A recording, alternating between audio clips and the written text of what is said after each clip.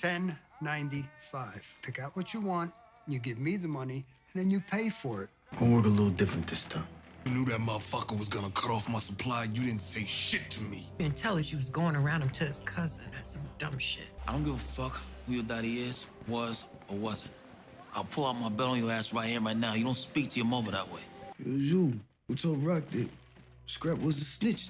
You killed that nigga. You ain't no friend. You ain't no kind of father neither. You ain't shit. Killing himself is probably the smartest thing this asshole's done in years. Y'all ain't got nothing. Because if you did, you wouldn't be talking to me. Please. Don't leave me alone out here, man. Marvin, please, man. Everybody talk real tough until they're looking down the barrel of that gun. Start making deals. Let me live and I'll do right. Let me keep breathing and I'll change. But once you're there, ain't no more deals left to make. Ain't no negotiating left to do.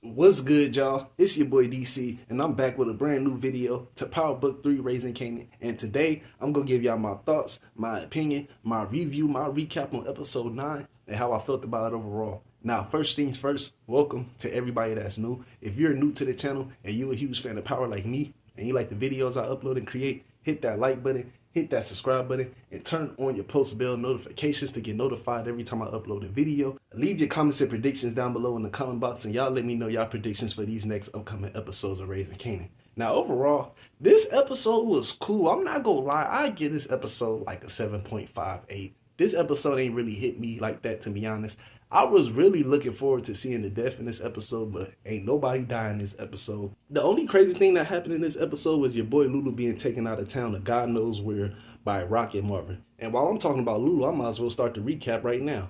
Y'all think your boy Lulu is dead or alive? Me personally, bruh, I don't feel like Lulu is dead, to be honest. I feel like Raquel and Marvin took Lulu to rehab or possibly to Virginia where they sent Kanan to in season 1 when Raquel took him out of town.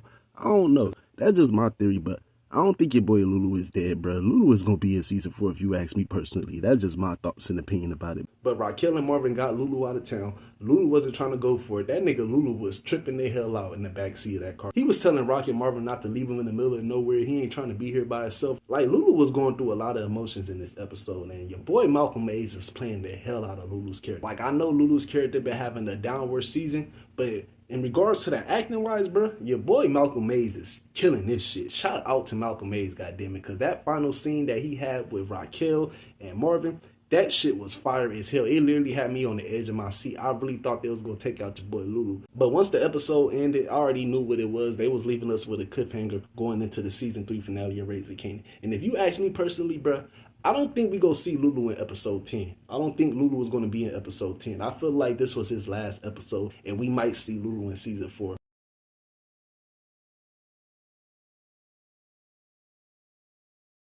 But Raquel was able to find Lulu in this episode because Raquel and Marvin was searching hard for Lulu in this episode. They couldn't find Lulu nowhere. So Raquel tasked Detective Howard to look for Lulu in this episode because she told Howard, like, look, bruh, my brother out here on these streets, he wilding the hell out, and we need to find him because he's a liability for everybody, and Lulu might slip up and say some shit that doesn't need to be said to the wrong person. So that's what Howard did in this episode. Your boy Detective Howard was able to find Lulu after Lulu was at a bar getting drunk, breaking shit. They called the police on Lulu in this episode because wherever bar he was at, that nigga was fucking that bar up. So the police officers ended up taking Lulu to an abandoned house to meet up with Detective Howard, and while Lulu was there, Lulu realized that Detective Howard was the one that told Raquel that Scrappy was a snitch, and he blamed Detective Howard for Scrappy's death. He like, bruh, you told Raquel that Scrappy was a snitch. You the reason why Scrappy is dead, bruh. Scrappy wasn't no snitch. And Detective Howard pulled the strap on Lulu, telling him if he say one more syllable, he's going to kill him. But Lulu ain't care about that at all. He put his head to the barrel of the gun and told Detective Howard he already dead. Like, bruh,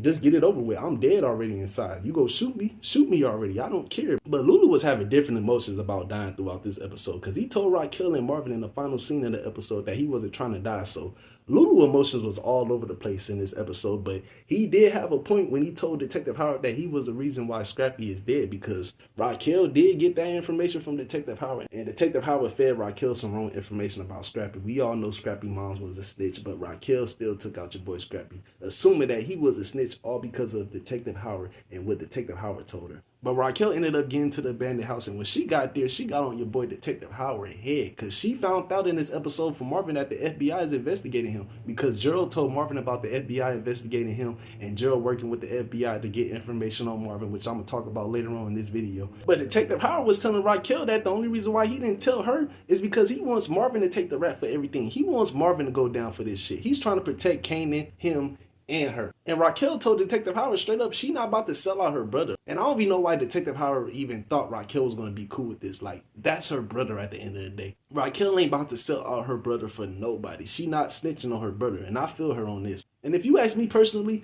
your boy Detective Howard is looking out for his own self. That nigga don't give a fuck who goes to jail as long as it's not him. But if you ask me personally, bruh, I feel like Detective Howard's time is coming to an end. Because in this episode, we saw your girl, Detective Burke's father, have a conversation with Captain Batiste. And he told Captain Batiste that Howard went to Nicole's father's house and told Nicole's father to press charges against Detective Burke for her allegedly giving drugs to Nicole. And he found out about the conversation that Jukebox had with Nicole's father last season in season 2, when Jukebox told Nicole's father that Nicole didn't get those drugs from Detective Burke, and Nicole took the drugs out of Jukebox's backpack when she wasn't looking, suspecting them to believe that there's a connection between Detective Burke, Detective Howard, and Marvin. So while Jukebox was at her performance with Butter at the mall when they was opening up for Shanice, Agent Tanner decides to show up at the mall to bring in Jukebox for questioning after her performance. And I'm not gonna lie, this scene pissed me the fuck off. Like, bruh, why would you show your ass up here when Jukebox is having the time of her life? Like, bruh, Jukebox killed this performance. Her, Crystal, and Aisha, they bodied this shit.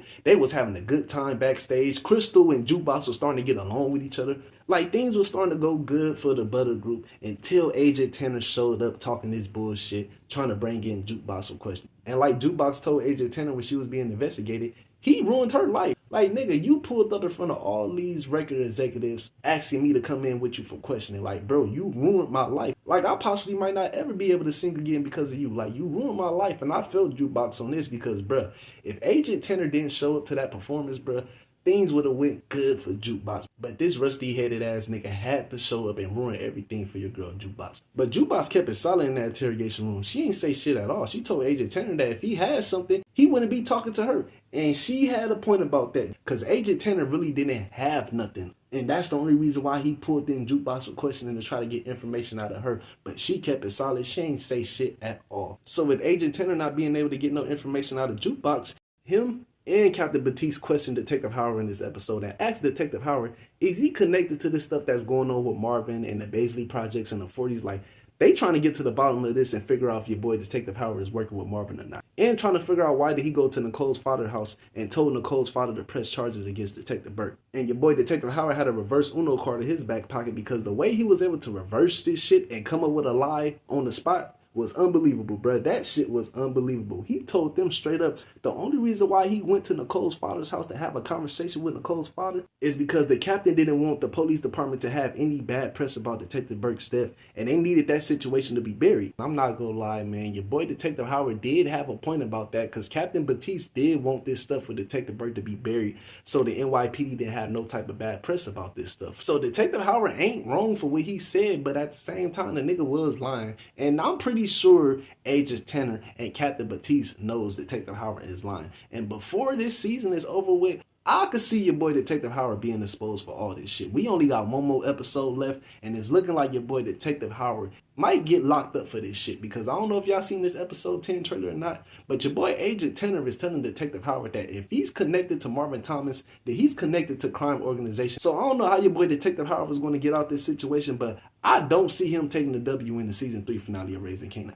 And I just hope he's able to figure out a way to get out this situation without going to jail. Because somebody got to go to jail. It ain't going to be your boy Marvin. It ain't going to be Uncle Marvin. It ain't going to be Raquel. It ain't going to be Lulu. I'm really leaning more towards Detective Howard going to jail more than anybody. But we just got to wait and see how the situation plays out next week. But I got a feeling your boy Detective Howard is about to go down for all this shit in the end when it's all said and done. And I cannot wait to see the conclusion of this storyline in the season 3 finale of Raising Kanan. Now, in this episode, we saw your boy Gerald Moore OD and kill himself in this episode, because in this episode, your boy Gerald's daughter died in this episode. All because this nigga Gerald decided to go get high while his daughter was in a bathtub bathing by herself, knowing she wasn't old enough to take a bath on her own. This nigga neglected his own child to go get high, which caused this fucking child death. I guess his daughter ended up drowning in the tub. I believe she slipped and drowned in the tub. I don't know, but Gerald's daughter ended up dying in this episode. And the other daughter that didn't die, she ended up getting taken to foster care all because of this. And I'm not gonna lie, I don't feel no type of sympathy for Gerald at all. Like, bruh, nobody ain't tell your ass to go get high. Nobody ain't tell your ass to neglect your daughters to go get high. Like, really, nigga, you're dumb as hell for that. I don't feel bad for Gerald. I feel bad for the daughters because they gotta grow up without their father now. And it's bad enough that their mother's not in their life. So it's like, bruh, I don't feel bad for Gerald because of this. And I'm glad your boy Marvin told Gerald he wasn't shit. Shout out to London Brown, goddammit. This scene that him and Gerald had in this episode was fire. Marvin got in Gerald ass in this episode when they was at the hospital. Because Gerald decided to come out in this episode and tell Marvin that he's been working with the FBI to try to apprehend Marvin because he got caught up for having heroin on him. And he had a large amount to where it's like, bruh, he really couldn't get out of that situation. It's either he had to snitch or go to jail. So he started working with the FBI to try to get information on Marvin and tell them. But Marvin never told Gerald anything. So Gerald wasn't able to give the FBI no type of information about him. But Marvin didn't give a fuck about that. He told Gerald straight up he wasn't shit. And I'm glad Marvin told Gerald this shit. Because look here, man.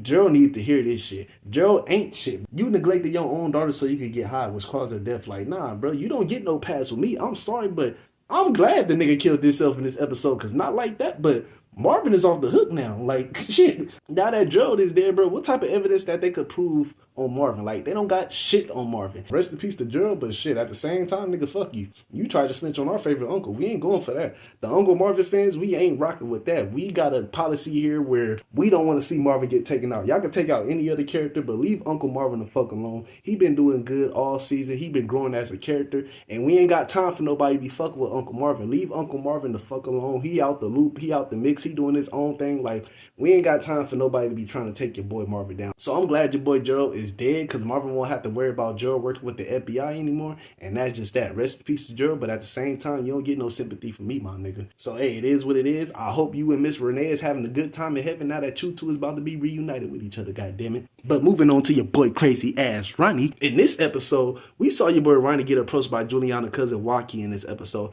And he decided to cut off Ronnie's supply because he made a promise to Ronnie investors, which is Snaps and Pops, that he won't be supplying no type of work to Southside Jamaica Queens. So after the conversation that Ronnie had with Juliana's cousin, Ronnie decides to confront Snaps and Pops about this, and he want to know why didn't Snaps and Pops warn him about why he cutting off his supplies. And Pops was sitting there telling Ronnie, like, nigga, why you ain't tell us that you went around to do business with his cousin? Like, why you ain't say nothing about that? But Snaps and Pops was tripping off that shit. They wanted Ronnie to pay them that money back. They like, bruh, we need you to come up with that money that we loaned you, because not like that. You fucking with our 401k and we need that bread back ASAP. But Ronnie ass is so focused on Rock Kill. Let's not be funny. He like, Rock got something to do with this. Rock did this. Rock did that. Like, nigga, we know Rock killed Juliana and took out your goddamn plug. But at the same time, stop mentioning Rock Kill every single chance you get. Like, this nigga is obsessed with Rock Kill, bro. Like, I promise you, bro, Ronnie gonna be on his deathbed saying, fuck Rock Kill. Like, I promise you, Ronnie gonna be on his deathbed saying, fuck Rock Kill. This nigga is always worried about Rock Kill. And it's like, damn, bro.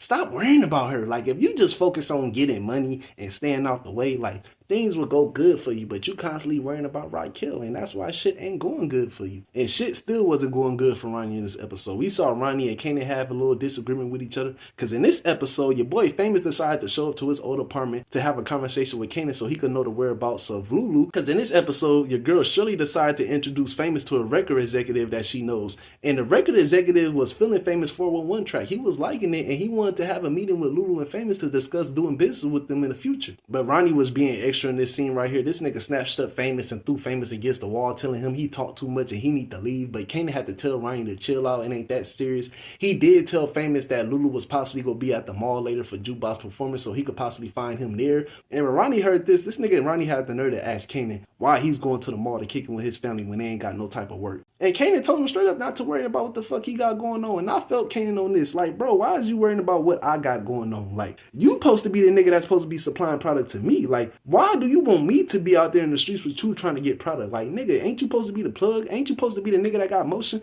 What the fuck you worried about me for? And I felt Kanan on this, bro. I don't understand why Ronnie was trying to stop Kanan from going to kick it with his family. Like, nigga, that nigga is not about to choose you over your fucking family. But I don't know about that, to be honest, because in that episode 10 trailer, bruh, shit is about to hit the fan between Kanan, Ronnie, Raquel, Snaps, and Pops. All hell is about to break loose in this final episode of season 3 of Raising Kanan. I cannot wait to see episode 10, because your boy Kanan is going to have to make a choice.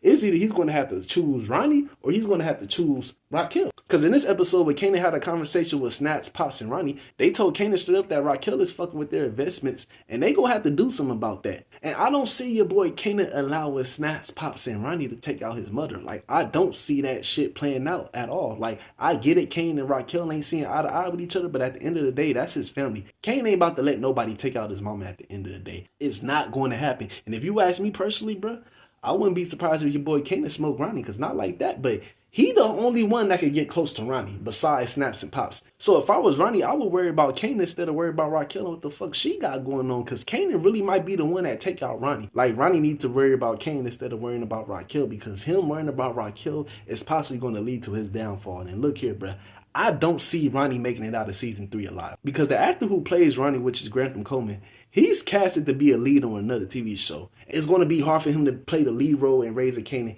and play the lead role in a new TV show that he's about to be filming soon. So I don't see Ronnie making it out of season 3 alive. That's just my opinion. Y'all can leave y'all thoughts, y'all theories down below in the comment box, but I feel like your boy Ronnie is about to get killed in the season 3 finale of Raising Kanan. But overall, I ain't really got too much else to say about this episode. This episode was cool. It was solid. It was a great build-up episode. I just wish somebody would have died in this episode, because I was really looking forward to seeing the death in this episode, because y'all know in episode 9s, we always get a death. But hey, in episode 10, I can guarantee y'all we getting a death. I can guarantee you somebody getting taken out in episode 10. I don't know who it is, but shit, somebody getting taken out. I'm leaning more towards Ronnie and Detective Howard getting taken out, if you ask me personally. But leave your thoughts and theories down below in the comment box. Y'all let me know how y'all felt about this video. If you like this video, hit that like button, hit that subscribe button, and turn on your post bell notifications to get notified every time I upload a video. But it's your boy DC.